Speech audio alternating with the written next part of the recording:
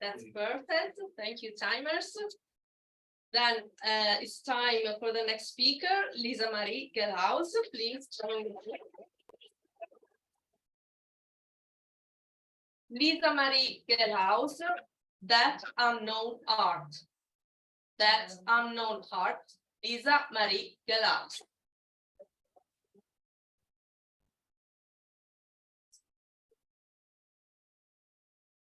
If any of you have children, or you know somebody who has children, you might have seen something like this. Now, I know if you're not a doctor, you probably have no idea what you're looking at. Neither did I. I am here looking at a computer screen during my daughter Alessia's sonogram. And I'm desperately looking for something, anything that I can recognize as the tiny human being that's growing inside of her. You know, Alessia and I, we want to see this little boy so we can start to imagine what he'll be like. But all we got was this weird picture of my grandson's beating heart.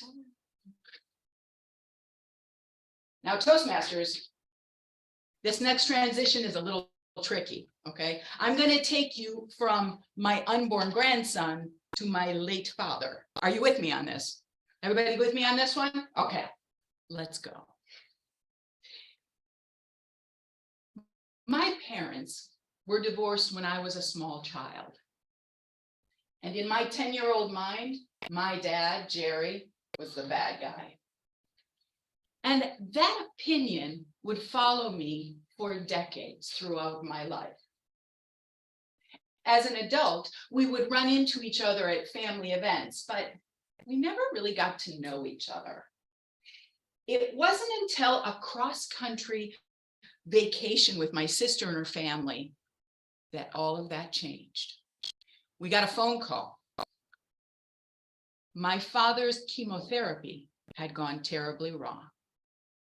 So we did a 500-mile dash from Colorado to Wyoming to be by his bedside. And once we got there, we set up camp again in the hospital parking lot. We called it Camp Jerry. And it soon became a very loud 24-hour picnic with my father's family and friends. And inside, my father never lost his gruff sense of humor. I remember he with a shaky finger, he pointed to the big swoosh on my nephew's sweatshirt and said, "Kid, how much did they pay you to wear that?" Despite the good humor and the support of Camp Jerry, my dad wasn't getting any better. So before long, we took him home where he could be with his beloved dog. And as expected, he quietly passed away. Now, I was tasked with organizing my father's memorial in the front yard of a friend's home. And that's when I realized I really didn't know the man. So I decided to split up the work, and I asked everybody to tell their own Jerry story. And that worked pretty well. My father's sisters sang Irish hymns, otherwise known as drinking songs. And his friends reminisced. It wasn't until later, as we were chatting with our plastic cups of beer, that one story came out. A young man, decades younger than my father, introduced himself as Johnny. "You know, Lisa, your dad saved my life." "Really?" "Okay." "Yeah, he did. He literally talked me out of killing myself with heroin." "What?" I thought. "My irresponsible, chain-smoking, truck-driving father did." "What?" "Yeah, he did. He checked up on me every day for months. He talked and he talked. He yelled at me. He reasoned with me. He showed me how beautiful life is. He literally weaned me off of that poison. And that's when I realized, not only did I not know what my father had been up to for the past 30 years, I didn't know his heart. Now I know I'm not the only one who does this. Very often, we freeze frame on our first impressions. We fall into this mental laziness, and we assume that we know people.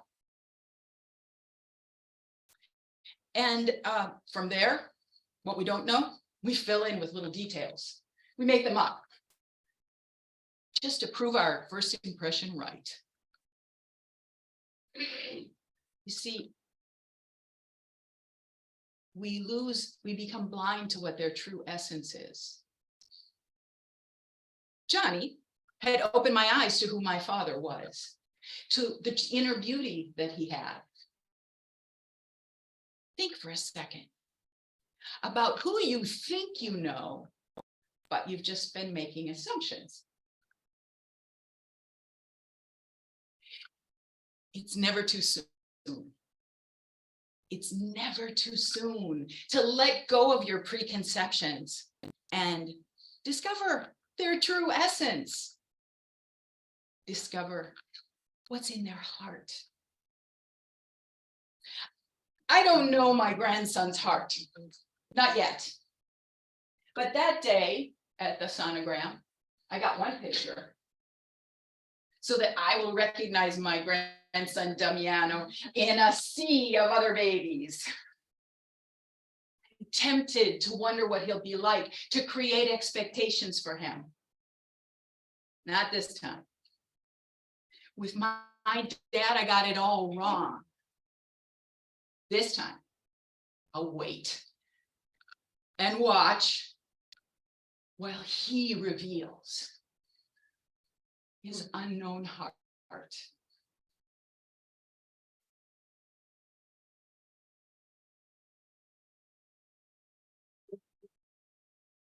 Oh, I see. I can move it. Thank you, Lisa. Let's count 1 minute for the judges.